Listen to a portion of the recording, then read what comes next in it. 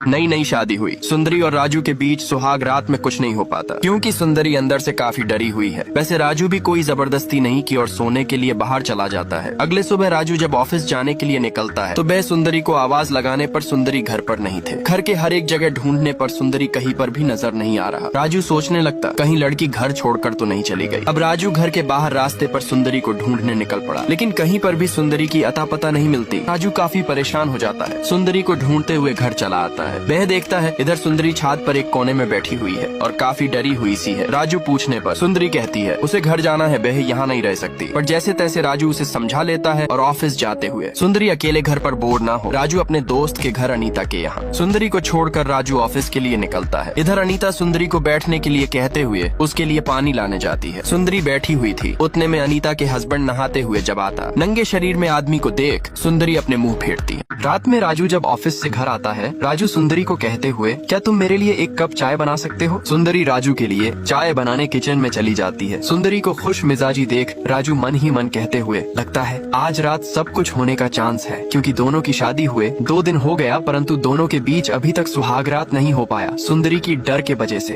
राजू चाय पीने ही वाला होता है, इतने में दरवाजा के बाहर कोई आया है। वो थे रितेश, राजू के दोस्त। राजू सुंदरी के साथ रितेश का इंट्रोड्यूस कर देता है। सुंदरी की सुंदरता को देख हवास के नजरों से रितेश उसके पूरे बदन को नीचे से ऊपर तक ताड़ने लग गए। इतने में राजू चला आता है और वह राजू को कहने लगता है क्या चीज मिला है तुझे? पूरा स्वर्ग से भेजी हुई अप्सरा है। और राजू टीवी चलाते हुए कमसिनकली दृश्य देख सुंदरी असहजता महसूस करने लगती और जल्दी जल्दी जाके राजू टीवी को बंद कर देता है। पर दोनों के बीच एक चिंगारी जग उठा और फर्स्ट नाइट गया भाड़ में। इसी क्षण दोनों रात रंगीन करने लग गए। अगले दिन ऑफिस में राजू को बेस्ट एम्प्लॉयमेंट अवार्ड मिलने की खुशी में अपने सभी कोलिग दोस्तों को घर पर पार्टी के लिए बुलाता है। इसके दौरान राजू के बॉस सुंदरी को गंदी नजर से घूमने लगता है और जब राजू को उसके बीवी के बारे में कुछ कहने लगता, राजू बहुत गुस्सा होकर कुछ न सोचते हुए बॉस को अनाप शनाप कह देता है। अगले दिन नौकरी चले जाने की वजह से राजू गुस्सा होकर ऑफिस से घर आता था। बीवी पूछने पर राजू कहता है एचआर ने उसे काम से निकल दिया है। दरअसल पिछले रात जब राजू ऑफिस के सभी दोस्तों को अपने घर पार्टी में बुलाया था, एचआर ने उसके बीवी को देख बेटिंग करने का ख्याल आया और राजू को जब ये बात बताया, राजू उसके बॉस के ऊपर गुस्सा होकर उसे मारने की धमकी दी। इसी कारण राजू की आज जॉब चली गई, लेकिन ये बात सुंदरी को पता नहीं होता। अब राजू नौकरी की तलाश में यहाँ वहाँ ऑफिस में भटकने लगता है पर कहीं पर उसे जॉब नहीं मिलता। इधर सुंदरी अपने पड़ोसन के घर अनीता के यहाँ जब दूध मांगने आती है, अनीता घर पर नहीं थे और पीछे से उसके पति आकर सुंदरी को जकड़ लिया। सुंदरी बेहद ही डर गई और रोते हुए सुंदरी वहाँ से भाग आई और घर आकर जहाँ जहाँ आदमी ने हाथ लगाया पूरे शरीर को धोने लगी, क्योंकि उसके पति के अलावा सुंदरी किसी और मर्द को बर्दाश्त नहीं करती। इधर राजू को जॉब न मिलने की वजह से फ्रस्ट्रेशन में आकर दारू पीने लग। राजू यहाँ वहाँ भटकने लगता है, लेकिन कहीं पर भी उसे जॉब नहीं मिलता। राजू को इस तरह देख सुंदरी बहुत ही चिंतित हो जाती है। राजू एक दिन ऐसे ही बैठा हुआ था। 2 आदमी आपस में बात कर रहे थे कि शादी में कुंडली मिलाना जरूरी है, वरना लड़के कितना भी कमाता हो वह रोड पर आ ही जाएगा। अब ये सुन राजू सोचता है सुंदरी को शादी करते वक्त बिना कुंडली मिलाए वह सुंदरी को शादी किया था। अब वह सुंदरी को मारने लगता है। बेवजह उसे बातें सुनाने लगती है कि मैं पागल था जो तुम्हारी खूबसूरती को देख बिना कुंडली मिलाए तुमसे शादी कर ली। राजू का इस तरह बिहेवियर को देख सुंदरी डर जाती है और अकेले में सुंदरी रोने लगती है। और जब फोन पे अपने पिता को सारी बातें बताने लगती, पिता कहता है बेटी तुम अपने और अपने पति की कुंडली लेकर किसी ज्योतिषी के पास जाओ और जो करने को कहे वो करो। पिता के बात मानते हुए पति के जन्म कुंडली लेकर सुंदरी सुबह सुबह एक ज्योतिष के पास जा पहुंचता है और पति के जन्म कुंडली देखकर ज्योतिष कहता है दरअसल दोष तुम्हारी पति की कुंडली पे नहीं है, तुम्हारी कुंडली में है मांगलिक दोष, इसीलिए तुम्हारी पति को कहीं पर भी नौकरी नहीं मिल रहा। अब सुंदरी इसकी उपाय पूछने पर ज्योतिष कहता है तुम्हें एक ऐसी गलती करनी पड़ेगी जिससे तुम्हें खुद के ऊपर ही घिन आने लगे। तुम्हें एक पढ़ाई मर्द के साथ संबंध बनानी होगी। अब ये सुन के सुंदरी के पेड़ों तले से जमीन खिसक जाती है, क्योंकि सुंदरी अपने पति के अलावा किसी दूसरे मर्द के साथ संबंध बनाने की सोच भी नहीं सकती है। परंतु आर्थिक तंगी के कारण घर की हालत बहुत ही बिगाड़ चुका है। यहाँ तक राजू घर की सामान तक बेचने लग गई। ऊपर से दिन ब दिन राजू की बढ़ती हुई गुस्सा और हालत को देखकर सुंदरी बहुत चिंतित हो जाती है। तभी ज्योतिषी की कही हुई बात को मानकर सुंदरी एक कपड़े की दुकान से एक ऊंट पटांग कपड़े खरीद कर सज धज के रास्ते पर निकल आती है। बस एक गैर आदमी मिल जाए जिसके साथ बेसंबंध बना सके। लेकिन सुंदरी अंदर से काफी नर्वसनेस हो जाती है। उसकी मन ये करने से मान ही नहीं रही है और दौड़ते हुए घर वापस चली आती है। घर आकर अपने आप को इस बदलती हुई रूप को देख खुद के ऊपर ही घिन होने लगती है। लेकिन अब समस्या ये है, ज्योतिषी ने जो कहा था किसी गैर आदमी के साथ संबंध बनाने के बाद ही उसकी मांगलिक दोष कटेगी और उसकी पति को फिर से जॉब मिलेगा। मिलेगा। ये सोच सोच कर सुंदरी बहुत परेशान हो जाती है, इसीलिए बेहद जितनी बार रास्ते पर निकल आती है अपने कार्य पूरा करने के लिए, और ये शर्मनाक स्थिति उसे अंदर से झकझोर देती है। ऐसे ही सुंदरी एक दिन मार्केट जा रही थी, तभी वहाँ बाइक पे रितेश आता है, जो उसकी पति का दोस्त है। वैसे भी रितेश का पहले से ही सुंदरी के ऊपर गंदी नजर था। रितेश पूछने पर सुंदरी कहती है बेह मार्केट जा रही है। जब रितेश सुंदरी को बाइक पर बैठने के लिए कहता है, सुंदरी मना नहीं करती और रितेश के साथ जाने लगती है, क्योंकि सुंदरी सोच लिया है ज्योतिषी की कही हुई बात रितेश के साथ ही पूरा करना होगा, और रितेश के साथ दोस्ती करने लगती है और ऐसे ही अपने घर पर भी बुलाने लग गई। ऐसे ही सुंदरी एक दिन घर की सफाई कर रही थी, उतने में रितेश सुंदरी को पीछे से पकड़ लिया। गुस्सा होकर सुंदरी रितेश को एक तमाचा मार दिया। रितेश कहता है कल तो तुम खूब प्यार दिखा रहे थे, लेकिन अचानक आज तुम्हें क्या हो गया? सुंदरी कहती है अगर तुम्हें ये सब चाहिए तो मुझे कहीं और ले चलो, और रितेश कहता है ठीक है, फिर मैं नीचे तुम्हारे लिए इंतजार करता हूँ, तुम तैयार होकर चली आओ। लेकिन सुंदरी ये सब अपने मौज के लिए नहीं, बल्कि उसकी कुंडली में जो दोष है उससे मुक्त होने के लिए कर रही थी, और दोनों ही एक होटल में चली जाती है। सुंदरी अंदर से काफी घबरा रही थी, तभी रितेश उसे एक